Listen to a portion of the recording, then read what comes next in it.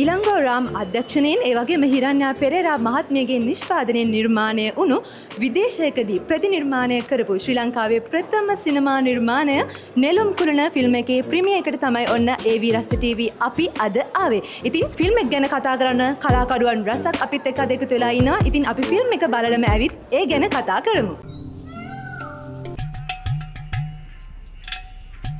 අනේ ඒක නම් කීරත් කරන්න දෙන්න බෑ. ඒක තමයි යාගේ ඇඟේ තියෙන හොඳම කොටස. ඒක නම් කීරත් කරන්න දෙන්න බෑ. හරියන්නේ නෑ නේ අම්මේ මේ කුමාරි කරන්නේ. අනේ පුතේ ඒක කපන්න දෙන්න බෑ පුතේ.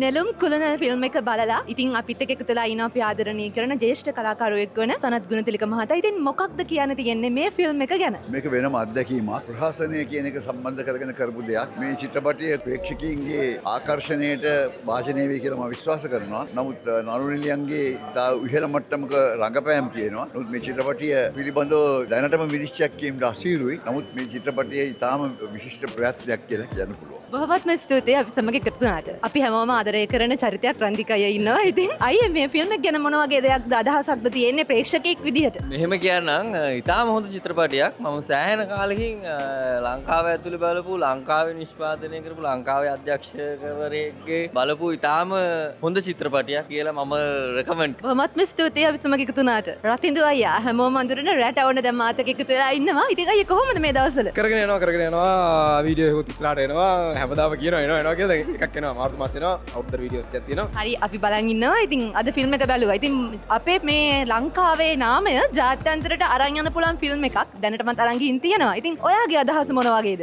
අනිවාර්යෙන් දැන් තරම ගොඩක් ලංකාවේ කොමඩි ෆිල්ම් කල්චර් එක තිබ්බේ අර ෆාස්ට් ෆෝඩ් කරලා hina වෙන ඒ වලට කෙහෙල් එලි වලට පෑකිලා වැටිලා hina වෙන ඒ වලට ඒ වගේ තමයි ලංකාවේ කොමඩි සිනමාව ගොඩක් වෙලාවට තිබ්බේ. නමුත් මේ ෆිල්ම් එකෙන් මම හිතනවා කොමඩි සිනමාව වෙනම තැනකට අරන් ගියා කියලා ලංකාවේ කොමඩි සිනමාව. ෆනි මියුසික් නැතුව කෙහෙල් එලි වලට ලිස්සලා වැටෙන්නේ නැතුව ෆාස්ට් ෆෝවර්ඩ් කරන්නේ නැතුව මිනිස්සුන්ව හිනස්සුව බොහොම සුළු ෆ්‍රේම් කීපයකින් ඒ කියන්නේ ලොකු ප්‍රොඩක්ෂන් නැතුව සුළු ෆ්‍රේම් කීපයකින් මේ මිනිස්සුන්ගේ හැඟීම් ඉමෝෂන්ස් එක්ක ලස්සනට සෙල්ලම් කරලා ලස්සනට මිනිස්සුන්ව හිනස්සුව ලස්සන ෆිල්ම් එකක් සහ බඩ පැලනකන් hina වුණා. හරි ඇඟෙන් මාපු හිනාවක් ඒක අමාරුවෙන් hina වෙන්න ඕනේ නැහැ. ඇඟෙන් මාපු හිනාවක් ඒ ෆිල්ම් එක බලද්දි ලස්සන ෆිල්ම් එකක් හැමෝටම ඇවිල්ලා බලන්න කියලා ආරාධනා කරනවා.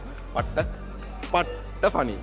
බොහොමත්ම ස්තුතියි අපි සමග එකතු වුණාට. බ්ලොක් ඇන්ඩ් ඩිනෝ අපි හොඳටම දන්නා. ඉතින් කොමඩි ශාස්ත්‍රයට සම්බන්ධ කෙනෙක් විදිහට මේ ෆිල්ම් එක ගැන මොන වගේ අදහසක්ද තියෙන්නේ? මං වැඩියෙන්ම hina වෙච්ච ෆිල්ම් එක තමයි මේ නෙළුම් කුල්න. මම හිතන්නේ ලංකාවේ කොමඩි ගත්තම ෆිල්ම්ස් ගත්තොත් මාස්ටර්පීස් එකක්. one of the funniest movies. හැමෝම ඇවිල්ලා බලන්න ඕන ෆිල්ම් එකක්. So Ilango Ram, Iranya, well done. What an amazing movie. Thank you for inviting me. It's amazing. Sri Lanka, go watch this movie. Otherwise you'll be disappointed. Thank you very much. ජ්‍යෙෂ්ඨ රංගන ශිල්පිනී කෞශාල ෆර්නෑන්ඩෝ මහත්මිය දැන් අපිත් එක්ක එකතු වෙලා ඉන්නවා. ඉතින් අපි දැක්කා නෙළුම් කුලන ෆිල්ම් එක ගැන ෆිල්ම් එක බලද්දී ඔබතුමියගේ රංගන දායකත්වය වෙනස්ම විදිහේ චරිතයක්ද කොහොමද මේක අභියෝගයක් වුණාද? මෙහෙමයි ලොකු වෙනස් විදිය කියන්නේ ඉතින් මම අම්මා කියන එකේ චරිත මීට කලින් රඟපාලා තියෙනවා. මේකේ තියෙන වෙනස තමයි මේ අර බ්ලැක් කොමඩි කියන වර්ගයට අයිති මේක ප්‍රහසනමය චිත්‍රපටයක්. ඇත්තටම සමහර දර්ශන කරද්දී අපිටත් hina යනවා. හරිම රසවත් කතා සන්දර්භයක්. හැබැයි ඒක නිකන් මේ කොමඩි එකක් නෙමෙයි. ඒක තුල සෑහෙන ලොකු කියවීමක් තියෙනවා. ඒ කියන්නේ අපේ සංස්කෘතිය ගැන, අපේ වටපිටාව ගැන, අපේ පහළ පහළ අය ගැන, අපි කිනෙකා ගැන හිතන්නේ කොහොමද, පවුල ගැන මේ හැම දෙයක් ගැනම මං හිතන්නේ අපි නළුනිලියෝ හැටියට කාල රසයක් වින්දා මේක තුලින්. විශේෂයෙන් කියන්න ඕනේ ඉලංගෝ රාම්ගේ දක්ෂතාවය. ඔහු පිටපත ලියලා, ඔහුම අධ්‍යක්ෂණය කළා, ඔහුම කැමරාකරණය. ඉතින් ඒක විශේෂත්වයක්. ඒ වගේම තමයි තව පොඩි ප්‍රශ්නයක්. සාමාන්‍යයෙන් ෆිල්ම් එකක් බලන අපේ ලංකා ප්‍රේක්ෂකයින් වැඩිපුරම කතා වෙන දෙයක් තමයි මේක නම් වෙන රටක කොපියක් කියලා. හැබැයි ඔන්න දැන් අපිට කියන්න පුළුවන් අපේ ෆිල්ම් එකක් ජාත්‍යන්තරයට ගිහින් තියෙනවා රටවල් වල. අපේ ෆිල්ම් එක රීමේක් වෙනවා. මේක ගැන මොන වගේ අදහසක්ද තියෙන්නේ? ඇත්තටම අපේ සිනමා කර්මාන්තයට මේ ඉතාම විශේෂ අවස්ථාවක්. මට හිතෙනවා දැන් සිනමා කර්මාන්තයේ ගොඩනැගීගෙන එනවා තරුණ අධ්‍යක්ෂකවරු හරියට බිහි වෙමින් පවතිනවා. ඔවුන්ටත් මේක විශාල තල්ලුවක්. මේ අපේ සිනමා කෘති අපේ පිටපතක් වෙන රටවල් වල නිර්මාණය වීම හැබැයි දැන් ඉන්දියාවේ මේ නිර්මාණය කරලා තියෙන චිත්‍රපටය පෙරසු කියන චිත්‍රපටය ඉලංගෝ විසින්ම අධ්‍යක්ෂණය කරන චිත්‍රපටයක්. ඉතින් ඒක කෙසේ වෙතත් අපේ සිනමා කර්මාන්තයට ලොකු ජයග්‍රහණයක් සහ අපේ තරුණ අධ්‍යක්ෂකරුන්ට මේ විශේෂයි. කොහොමත් මේ ස්තුතියි අපිත් සමග එකතු වුණාට. ඉතින් ඩොක්ටර් කොහොමද?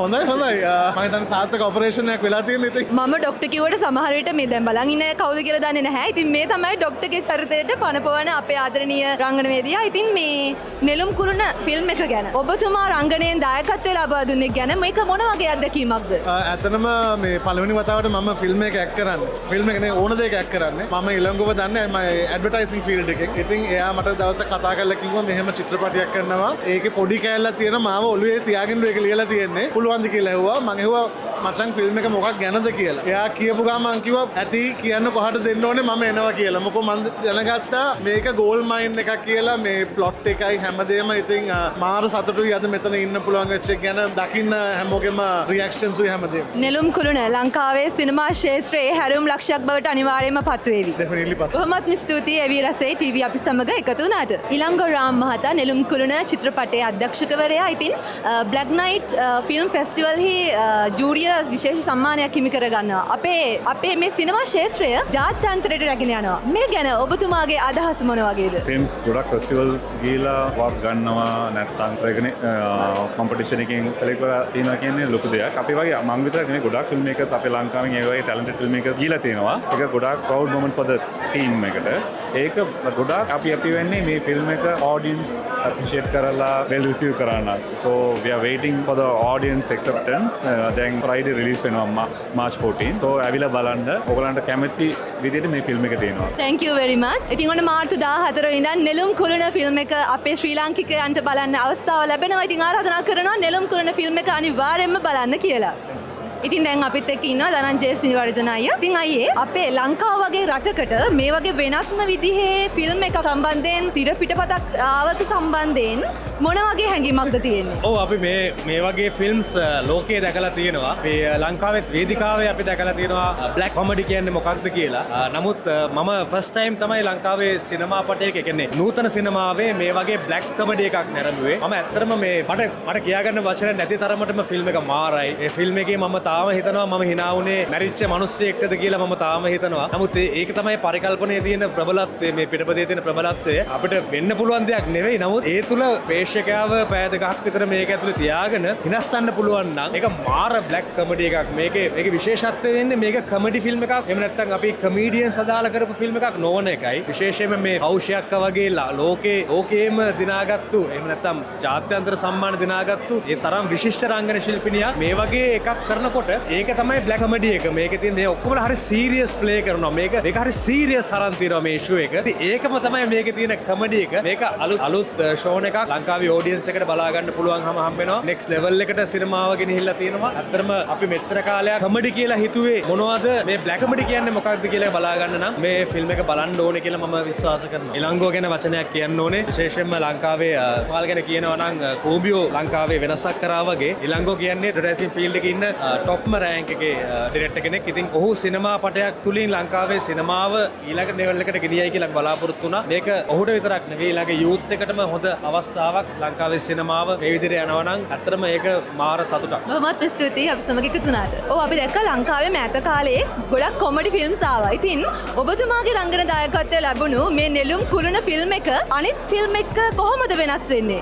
මේක බ්ලැක් කොමඩි ගනේ චිත්‍රපටයක්. ඉතින් ලංකාවට මේ බ්ලැක් කොමඩි චිත්‍රපටය තිබ්බා. නමුත් මේ චිත්‍රපටයේ සුවිශේෂී වෙනවා. හේතුව සියුම් විදිහට අපිට නොදැනෙන්න අපිට ගේනවා සිනහව. ඒ වගේම ඡේදය ඇතුළතින් ගමන් කරනවා. ඒක තමයි මේ චිත්‍රපටයේ තියෙන සුවිශේෂී ලක්ෂණය. අනික අපි ඉන්නේ මලගමක. මේ මලගම හරි ලස්සනට හරි අපූර්වට මේ සිනමාකරුවා විස්තර කරනවා. ඉතින් ඒකේ මමත් රංගනෙන් දායක වෙනවා. ඉතින් මේ මම රංගනෙන් දායක වෙන හින්දා නෙමෙයි මේකේ සුවිශේෂී රංගන ශිල්පීන් ගොඩක් මේකේ දායක වෙනවා. ඉතින් මේ චිත්‍රපටය ඇත්තටම වෙනස් චිත්‍රපටයක්. අනිවාර්යයෙන්ම නරඹන චිත්‍රපටයක්. රුපියල් 5000ක් දුන්නොත් කාටවත් මුකුත් කියන්නේ නැද්ද? අනිවාර්යෙන්ම මොකුත් කියන්නේ මොකද රුපියල් 5000ක් හොයාගන්න බැරි රටක තමයි අපි හිටියේ. නමුත් ඉදිරියට අපි හොයාගන්න ඕන. ඉතින් ඒ හින්දා මේ චිත්‍රපටිය අනිවාර්යෙන්ම බලාගන්න රුපියල් 5000ට මොකද වෙන්නේ කියලා. බොහොමත්ම ස්තුතියි. ප්‍රීති තිරේ අපි හරිම ආස කරන චරිතයක් චුලක්ෂි අක්කා. ඉතින් කොහොමද මේ නෙළුම් කුරුණ කියන ෆිල්ම් එක විශේෂයෙන්ම ඉලංගොරාම් මහතාගේ පළවෙනි සිනමා නිර්මාණය. ඉතින් මේ නිර්මාණය ලංකාවේ සිනමා ක්ෂේත්‍රයේ බ්ලාස්ට් එකක් කරන්න පුළුවන් වෙන නිර්මාණයක් වෙයිද?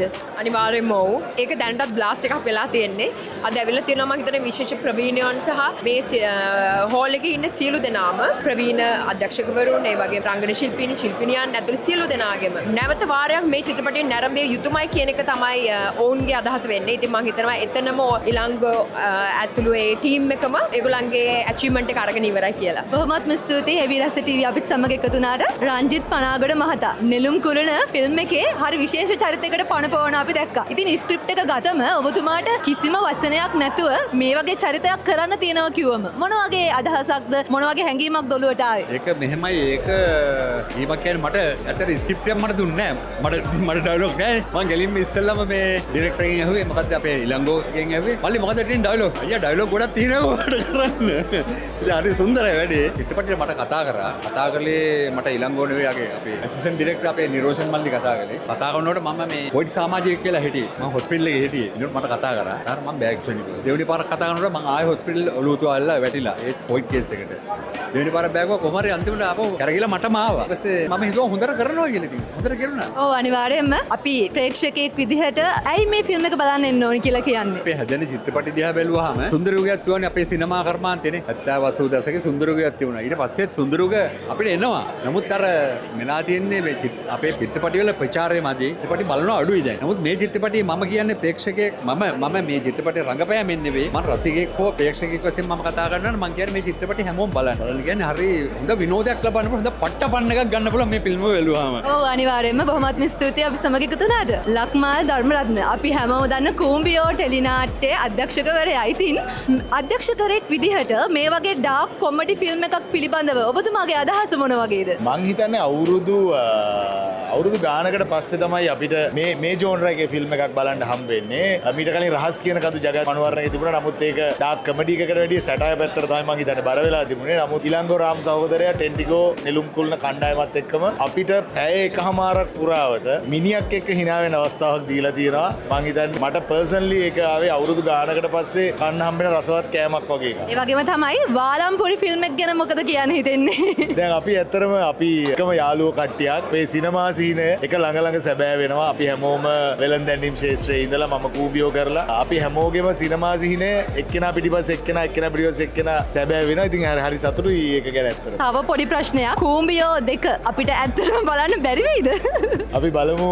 දැන් ඇත්තටම මේ මං හිතන්නේ කූඹියෝ දෙක ඕනේ අපිට බැක් ටු බැක් එනවා අලුත් නිර්මාණ. හරි ආතල් ඒවා මං හිතන්නේ. ඉතින් අපි බලමු වාලම්පුරි එකේ. ඒ වුණාට මේ ප්‍රේක්ෂකයෝ විදිහට අපි අනිවාර්යයෙන්ම බලන් ඉන්නවා.